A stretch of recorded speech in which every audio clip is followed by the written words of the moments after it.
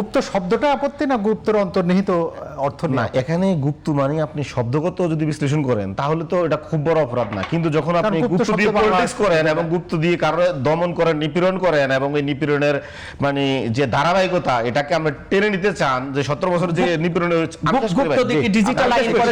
আমি শেষ করি। এই গুপ্ত বলে এই দেশে তো কম নিপীড়ন করা হয় নাই, যাকে তাকে ধরে তো বলা হয়েছে এই যে গুপ্ত জামাত শিবির। নিপীড়ন করা হয়েছে না 17 বছর, তাদের গুম করে ফেলা হয়েছে, মানবাধিকার লঙ্ঘন করা হয়েছে, এবং তাদেরকে মানে আপনার এমন কোন তাদের মানে অধিকারগুলো না যেগুলো মানে লুণ্ঠিত করা হয় নাই। তাহলে এই গুপ্ত বা এই গুপ্ত বলে অপরাধ করা এটা তো একসময় জাস্টিফাই হয়েছে।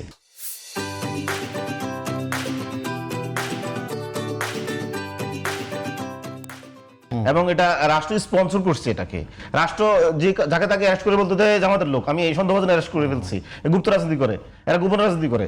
তো এখন আপনি একটা দেশের প্রধানমন্ত্রী, আপনার মুখ দিয়ে যখন এই শব্দটা আসবে, নিঃসন্দেহে এটা কোনো শব্দগত বিশ্লেষণ করলে শেষ হবে না। মানে এটা নিয়ে তো আপনিও ওই হত্যাযোগ্য যে পরিস্থিতি ছিল 17 বছর, কাউকে গুপ্ত ট্যাগ দিয়ে হত্যা করে ফেলা, এটা ধারাবাহিকতা তো আপনি আবার শুরু করলেন। তাহলে মানে আপনি উস্কে দিলেন, আপনার পরে আপনার ছাত্র সংগঠন, যুব সংগঠন দেদারছে যাকে তাকে এই ট্যাগ দেওয়া শুরু করেছে।